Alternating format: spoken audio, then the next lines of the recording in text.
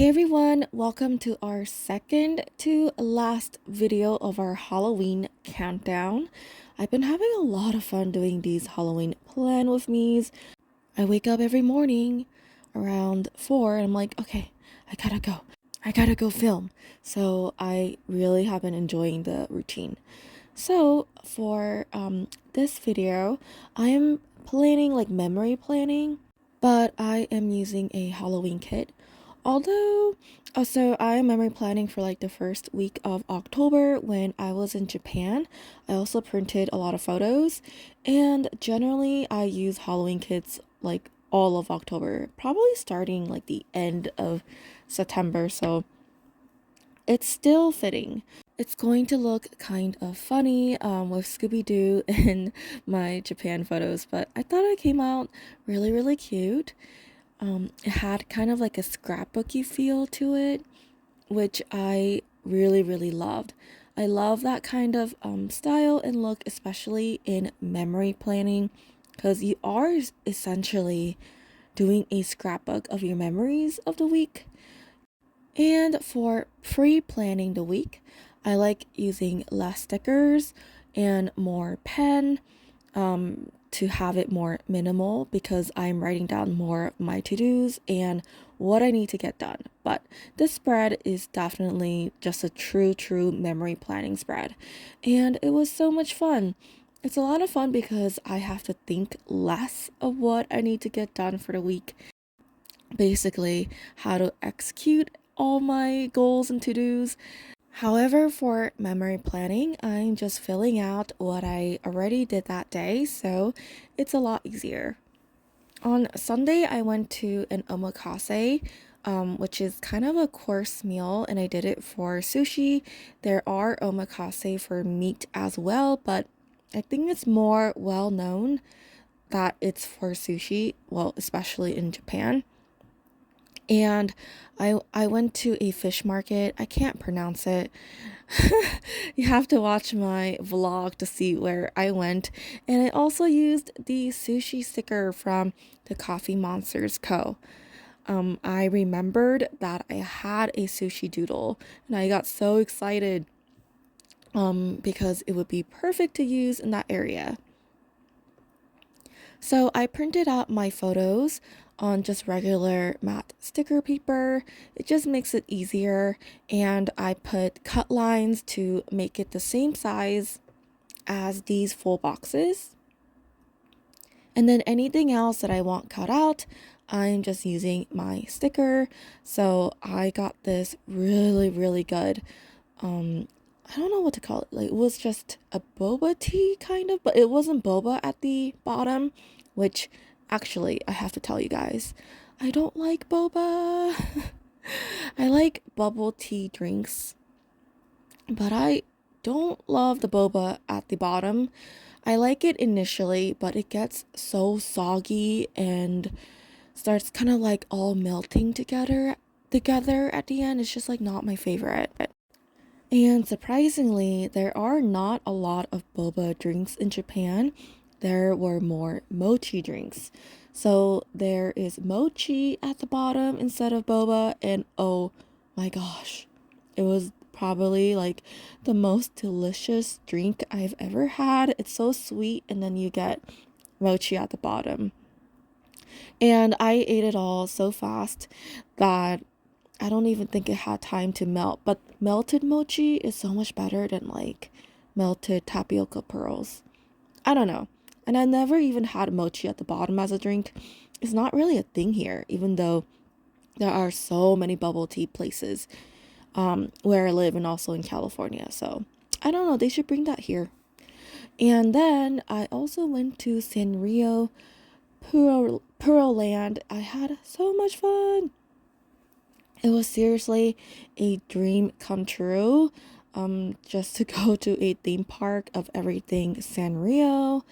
There was one ride that I was unable to go on though, and I'm still a little bit sour about that because it was like 20 minutes before closing, and then they kind of stopped the line maybe like 30 to 45 minutes before closing. I didn't know that. So maybe I'll have to go back. The food there was so cute. You could eat in the food courts, and they had so many like character themed foods, and they tasted good as well. Because you're gonna see, I also put photos down on the left side of the planner when went to the Pom Pom Purin Cafe, and the food there was just okay. And you're gonna kind of experience that a lot when you go to themed cafes, like anime themed cafes or character themed cafes.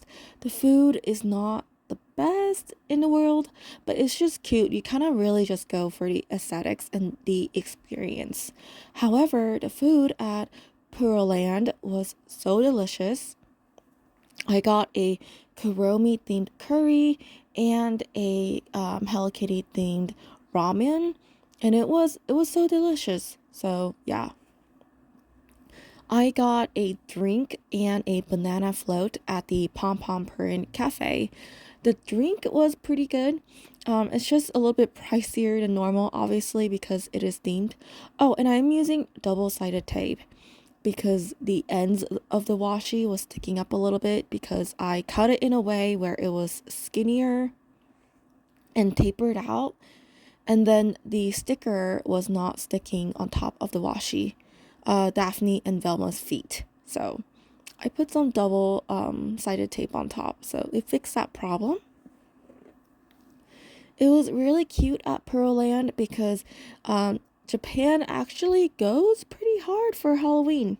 Not as much as America, but they still did a lot of Halloween things at the stations, the train stations. Some of them were decorated for Halloween, and there were some events that were advertised that celebrities were doing for Halloween, and there were so many costumes that you can buy at like Don Quixote, which is a really big, like, I don't know how to describe it. It's a really big shop, and there is one in every area, and they are 24 hours. It's multiple levels, and it's amazing. So I would say that was kind of surprising for me to see Japan really all about Halloween, because actually Korea is not. Their culture is a little bit different, obviously, and they're not really into anything like scary. Their bigger holidays that they celebrate does not exist in the US. Or they celebrate it differently. So Valentine's Day in Korea is kind of when the girl gives chocolates to the guys. You can kind of like confess to somebody you have a crush on. In Korea and Japan, like when you want to start a relationship with somebody or you want to tell your crush about your feelings, you have to do a confession for any kind of relationship to begin. It's kind of like you have to do a formal confession, and a lot of girls do it on Valentine's because it's already there's already a tradition of girls giving chocolate to guys. And then in Korea there's something called White Day in on March. So guys give candy to the girls. So if you gave chocolate to a guy, it's kind of their day to reciprocate and give candy to you. And they also have Pepero Day, which is it's more commonly known as Pocky in America, like the chocolate sticks. And sorry, I'm out of frame there. I didn't realize, sorry. In the Pepero Day, you kind of just give the chocolate sticks to all your friends, to everybody. It's like a fun holiday. And then Korea also has Children's Day, which I think is in May. So everybody gets time off, and you pretty much spend time with your children and, like, I don't know, do some wholesome family activities, which is nice. It's nice because there's like literally a day when companies are like, okay, go take time off to be with your family, which is pretty cute. And Korea also has their own version of Thanksgiving, which actually coincided when I was there. I think it's in September or like October-ish is when they it's called Chuseok. So I was there twice actually in the last 2 years. And it's really interesting because, when you go to Seoul in the city, it's usually very busy, right? But during that holiday, oh my gosh, it is so empty. There is nobody on the streets, like zero people, because everybody goes down to their hometown to be with their family for that 4 days. So it's really crazy to see that because, like, imagine someplace like New York and during Thanksgiving, it's like completely empty, which I don't think happens here. So I'm just gonna go in and decorate. I put in some Pokeballs. Oh, that is my husband bothering me. He just woke up, so he's coming to say hi. Um, and then I also went to the Pokemon Center, so I used some deco from the Coffee Monsters Co. It was so cute. And I'm just lining up to do my thumbnail. I do several thumbnails and try to see like which one I like the best. So yeah. Thank you guys so much for watching, and I'll see you tomorrow.